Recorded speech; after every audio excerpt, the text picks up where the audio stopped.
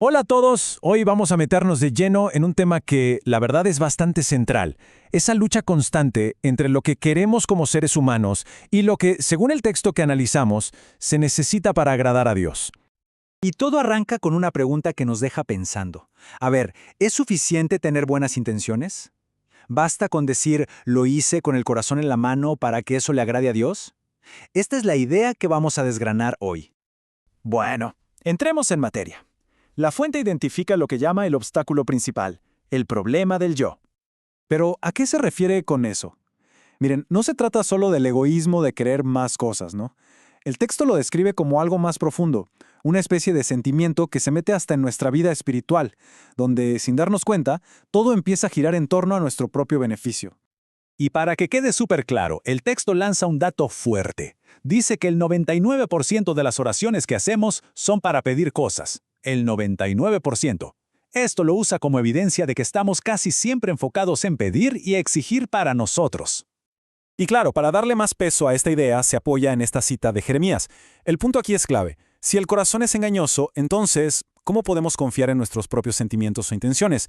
Según esta perspectiva, simplemente no son una guía segura. Ok, entonces, si no podemos confiar en nuestros sentimientos, ¿qué nos queda?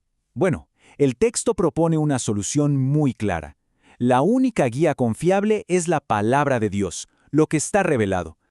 Y aquí es donde se pone interesante, porque se nos presenta un contraste brutal. Por un lado, nuestros caminos, nuestra lógica humana, que a veces nos parece súper correcta, pero que según el texto, al final lleva a la muerte. Y por otro, los caminos de Dios que se describen como perfectos, eternos, totalmente distintos. Esta cita de Isaías es, digamos, la base de todo lo anterior. Lo que hace es subrayar que hay una distancia enorme, casi un abismo, entre cómo pensamos nosotros y cómo son los pensamientos de Dios. Y por eso mismo, se argumenta, necesitamos una guía que venga de afuera. Aquí el texto introduce una idea de Dios con dos caras, por así decirlo. No es solo bondad, sino también severidad, justicia. Y esa parte de justicia, según se nos dice, exige que se obedezca su palabra, al pie de la letra, sin peros, sin negociaciones. Bueno, y para que no quede solo en teoría, el texto nos va a mostrar algunos ejemplos prácticos. Son casos bíblicos que ilustran qué pasa cuando hay desobediencia, sin importar las buenas intenciones que hubiera detrás. El primer caso es el de Usa y el arca. Y este va directo al grano, el choque entre una buena intención y una orden directa de Dios. La historia es súper directa, ¿no? Había una regla clarísima, no tocar el arca, punto. Pero ¿qué pasa? Los bueyes tropiezan, el arca se va a caer y Usa, con la mejor intención del mundo, la sujeta para que no se estrelle. La consecuencia, fulminante.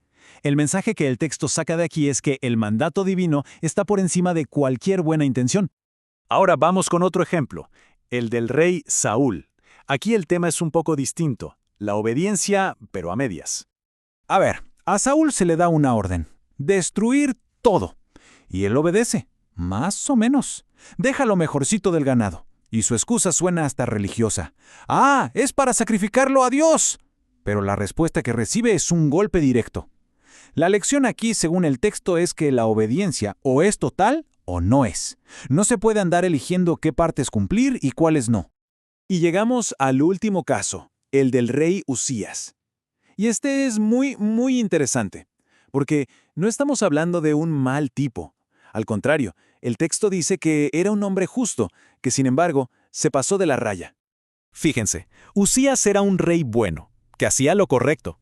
Pero un día se sintió tan especial que quiso hacer algo que solo le correspondía a los sacerdotes.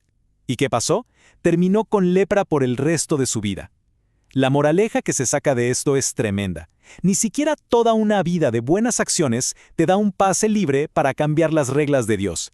Cruzó una línea y las consecuencias fueron durísimas. Ok, después de ver estos ejemplos tan fuertes, el texto empieza a cerrar su argumento, apuntando a cuál es entonces la autoridad final y absoluta. Y la conclusión es esta. Sin rodeos, la Biblia es la herramienta definitiva y completa. Es la espada del Espíritu. Por lo tanto, quedarse esperando un sentimiento especial, una señal nueva o una revelación personal es en esencia rechazar lo que ya se nos dio. Ya está todo ahí. Miren esta tabla, porque es fundamental para entender el argumento. Ojo, no está diciendo que el Espíritu Santo y la Biblia son la misma cosa. Lo que dice es que el Espíritu Santo actúa a través de la Biblia.